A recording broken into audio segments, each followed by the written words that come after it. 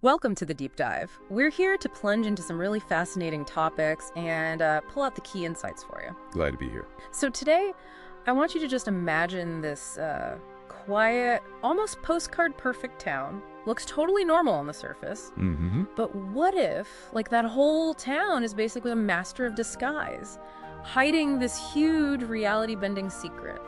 And that's where we're going today. We are diving deep into the contemporary fantasy novel Veridian Hollow. Right. And our mission really is to unpack how this seemingly ordinary librarian discovers her town isn't just a town, it's cosmically important.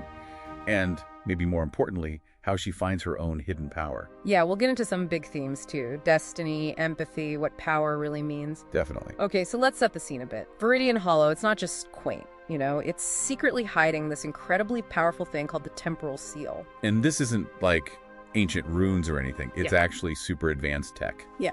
Built by a future civilization. Yeah, built for a very specific, kind of terrifying reason to imprison this whole dimension of anti-energy and predatory consciousness. They call it the void. Which sounds bad. And right in the middle of all this, you've got Alara Vance. She's our main character, 26-year-old librarian, her quiet life, about to get, seriously disrupted. Seriously, and what's cool is how it all starts. The story really kicks off when this mysterious, totally unnatural fog just blankets the town. For exactly 33 minutes, which is oddly specific. Right, and this weird event, it awakens something in Alara, a latent sensitivity, the book calls it, leads her to find this hidden journal, the Keystone, basically tucked away in the library archives. And this keystone, it's not just old paper. It's the actual control interface for the temporal seal. Finding it tells Alara she's a conduit. Yeah. I mean, she's descended from this specific bloodline with the unique genetic knack for interacting with and controlling this ancient tech. But her finding it, that acts like a beacon. Yeah, that's a huge point. It immediately ripples outwards. Mm-hmm. Her discovery doesn't just change her life, it signals, everyone, friend and foe. Exactly. It brings in Kale, who's a guardian from the future. His whole job is protecting the seal, protecting us, basically. But it also activates the hunter, this thing from the void, Yeah. relentless, intelligent, and it knows the seal is failing. Which it is.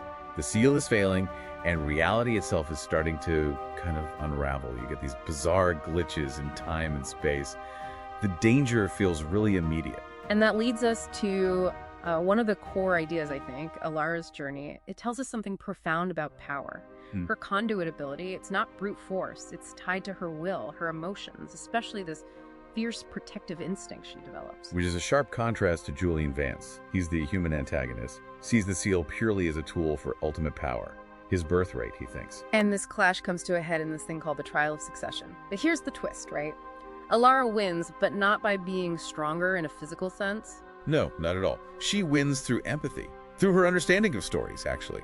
Her ability to find balance. It shows her quiet sense of responsibility is, stronger than his ruthless ambition. It really reframes power, doesn't it? It's not about control, it's about connection, healing, literally reweaving reality through understanding. That feels pretty relevant. Absolutely. Mm-hmm. And then after she performs this dangerous reality weave, fixing the damage from things called silent echoes, which are temporal glitches, and stuttering echoes, spatial ones, comes the big shocker. Oh yeah, the Veridian Hollow seal. It's not the only one. Nope.